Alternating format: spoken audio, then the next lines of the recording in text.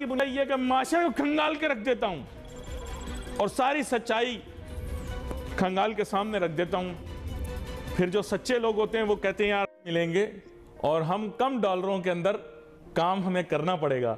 Sir तो दुकान कैसी चलेगी, हमारी सालमियत बरकरार रहे, बस हमें तो इस पर ज्यादा। जय हिंद दोस्तों, मैं महेंद्र शर्मा स्वागत करता हूं वर्ल्ड हिंदी में आपका। उम्मीद करता हूं आप खुश और स्वस्थ है। दोस्तों आज दिखाते हैं पाक मीडिया की एक लेटेस्ट डिबेट, जिसमें कैसे ये पाकिस्तानी एंकर पाकिस्तान को मिली हुई जिनेवा कॉन्फ्रेंस क्लाइमेट मीट से भीख पे कैसे चिल्ला रहा है और बोल रहा है कि जितने ये डॉलर आए हैं उतने से क्या पाकिस्तान की मईशत बच जाएगी, क्या आगे आने वाले समय में पाकिस्तान में क्या होगा क्या नहीं होगा। तो इस इकोनॉमिस्ट ने कैसे बताया कि हम डिफॉल्ट नहीं कर रहे हैं, क्योंकि कहीं ना कहीं पाकिस्तान में जो आज की सिचुएशन है वो पॉलिटिकल इंस्टेबिलिटी की वजह से कोई भी देश दूसरा, और इनके चाइना और सऊदी जैसे देश भी आज पाकिस्तान को पैसे देने में हिचकिचा रहे हैं, क्योंकि इनकी पॉलिटिकल इंस्टेबिलिटी पे विश्वास नहीं किया जा रहा है। तो कहीं ना कहीं आज पूरा पाकिस्तान की मईशत जो तबाह हो चुकी है उसका जिम्मेवार सिर्फ और सिर्फ पाकिस्तान की पॉलिटिशियन है। जबकि दूसरी तरफ अगर देखा जाए तो मीडिया में भी माहौल बना रहे हैं कि इतने डॉलरों से पाकिस्तान की मईशत कैसे बचेगी। तो इसी प्रकार की चर्चा इस डिबेट में की गई है। तो दोस्तों देखिए डिबेट और कमेंट में अपनी प्रतिक्रिया जरूर दें। लास्ट में आपसे रिक्वेस्ट करूंगा, चैनल पर नए हैं तो चैनल को सबसे पहले सब्सक्राइब करें, लाइक शेयर कमेंट जरूर करें। दोस्तों जय हिंद, वंदे मातरम, भारत माता की जय। दोस्तों मईशत पर बात करनी है। मेरी शोहरत की बुराई है कि माशरे को खंगाल के रख देता हूं और सारी सच्चाई खंगाल के सामने रख देता हूं। फिर जो सच्चे लोग होते हैं वो कहते हैं यार अली नासिर वीआईपी। जो लोग दिल में कॉलो फेल के अंदर खुला तादाद होता है वो कहते हैं नहीं, ये गलत बोल रहा है। अब हमारे साथ मौजूद होंगे जनाब डॉक्टर शाहिद हसन सिद्दीकी साहब, मुल्क के मारूफ मईशतदान है। वेलकम करता हूं सर आपको शो में। बहुत शुक्रिया जनाब। और आते ही सबसे पहले आपको कहता हूं मुबारक हो, पाकिस्तान को इतनी बड़ी रकम मौसूल हो गई है और वक्त के साथ साथ आप पता होगा कि तकरीबन 2 साल 3 साल के अंदर ये रकम जब हमें मिल जाएगी तो हम माशी तौर पर जो है वो इस्तेहकाम हमें मिल जाएगा और हम खुद कफील हो जाएंगे और हमें मजीद किसी के आगे झोली फैलाने की ज़रूरत नहीं पड़ेगी। हम माशी तौर पर मुस्तकिल बुनियादों के ऊपर इतने मजबूत हो जाएंगे और हमें इतनी बड़ी रकम मिली है। इस्लामिक डेवलपमेंट बैंक ने भी दे दी, एशियन डेवलपमेंट बैंक ने भी दे दी, वर्ल्ड बैंक ने भी दे दी, EU ने भी दे दी, जापान ने भी दे दी, चाइना ने भी हमें रकम दी है, सऊदी अरब ने भी दे दी, USAID ने भी दे दी। अब सर इतनी ज्यादा रकम मिल गई, अब तो मईशत ठीक हो जानी चाहिए, या अब भी इसके आगे आपको कहेंगे सवालिया निशान है?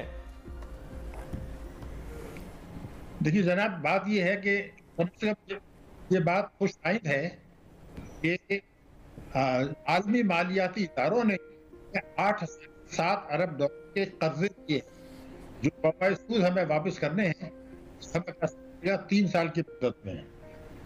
तो ये तो आलमी मालियाती इदारों की तरफ से 2 साल और मगरिब से अलग है। नहीं, बमाए सूद वाली बात क्या कर दी आपने? ये तो पैसे हमें दिए गए हैं ना, ये तो हमारी इमदाद है ना, हमें तो इमदाद मिली है।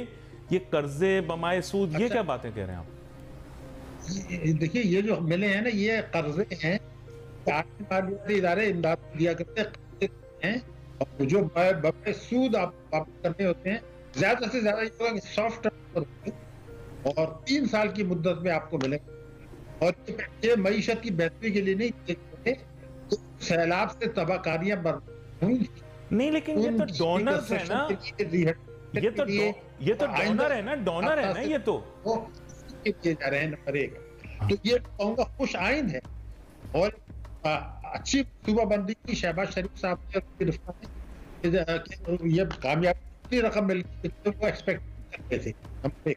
लेकिन इसके साथ साथ चैलेंजेस बढ़े हैं, जिम्मेदारियां बढ़ी हैं, खतरात बढ़े, और उन खतरात, चैलेंजेस और जिम्मेदारी का अहाता करना मेरे ख्याल से बहुत जरूरी है।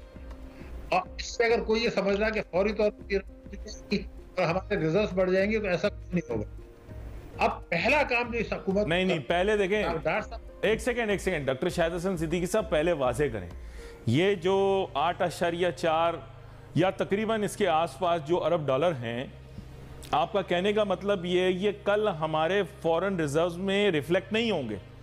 ये 3 साल की मुद्दत में मिलेंगे आपको। ये कर्जे 3 साल में इंस्टॉलमेंट में मिलेंगे आपको। ठीक, यकमुश्त नहीं मिलेंगे, नंबर एक। सही। तो मैं जो आपकी खिदमत में अर्ज कर रहा था अपने नाज़रीन के लिए कि इस वक्त सबसे बड़ी जिम्मेदारी आई है शहबाज पर और इसहाक डार पर कि बगैर वक्त ज़ाय किए फौरी तौर पर IMF के साथ मामला तय करें। अगर ये मामला तय नहीं करते तो बहुत गलत। उनकी जिम्मेदारी ये है कि अगले चंद रोज में कि IMF से शराइत उनकी माने और पहली किस्त ले ले। मैं इसलिए अर्ज कर रहा था कि ये एक पैगाम गया है, मैंने आलमी मालियाती जिक्र किया है, चीन का जिक्र नहीं किया, सऊदी अरब का जिक्र नहीं किया। ये आलमी मालियाती इदारों ने एक को मैसेज दिया है कि तो हम इतनी बड़ी रकम की कमिटमेंट कर रहे हैं, कर्जा ही।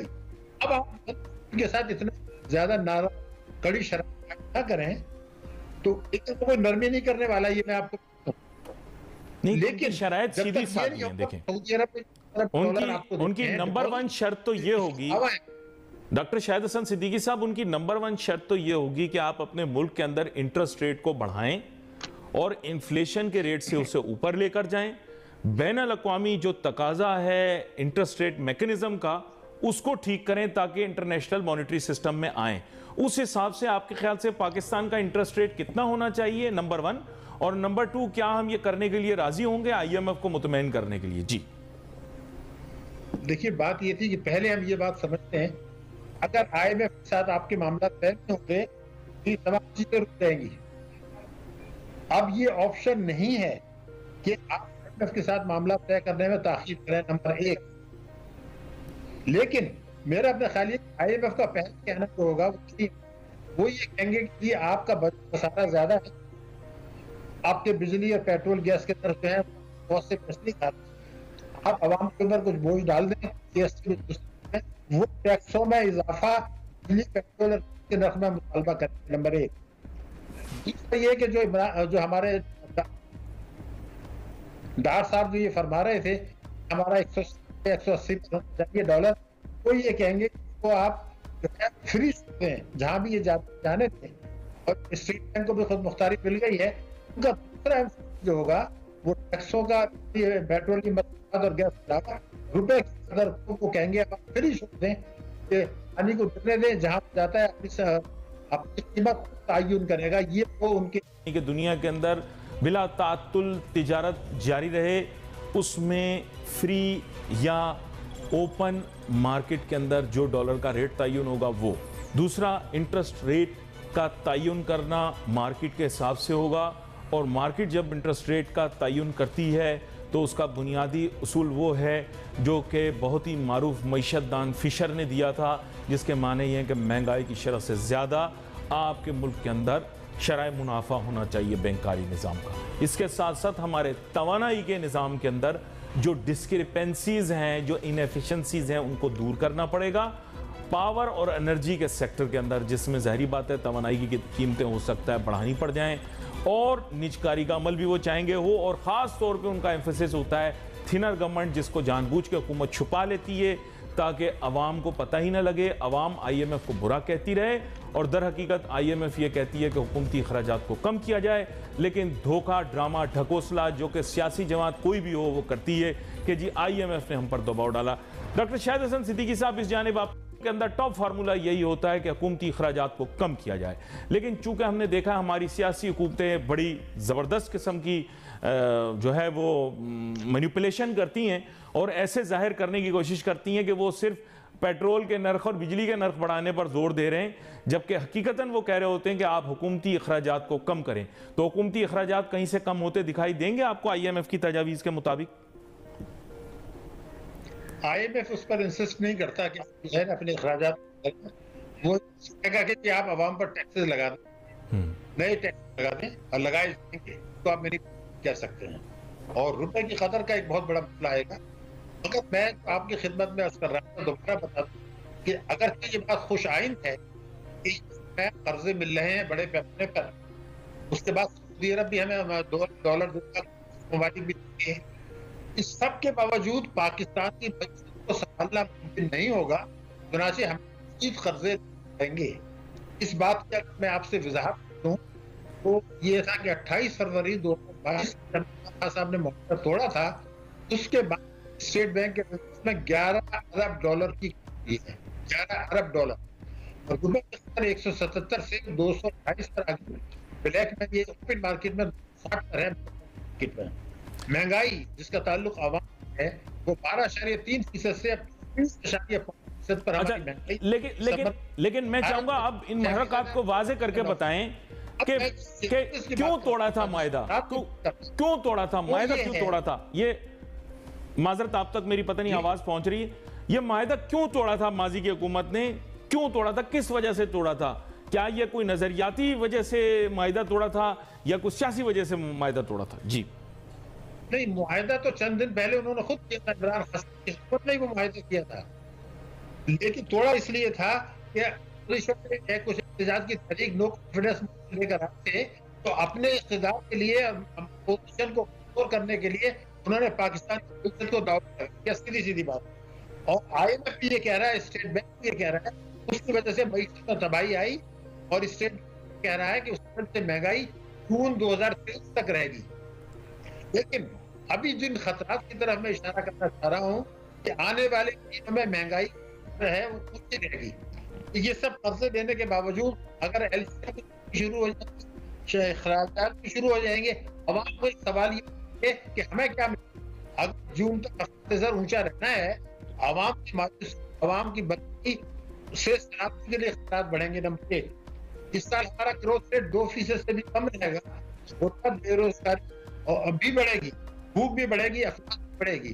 तो अवाम को जो खतरात मुसीबतें आ रही हैं उसका चीज है। एक दूसरा, अमेरिका पाकिस्तान में दहशतगर्द वारदातें फिर से शुरू हुई हैं।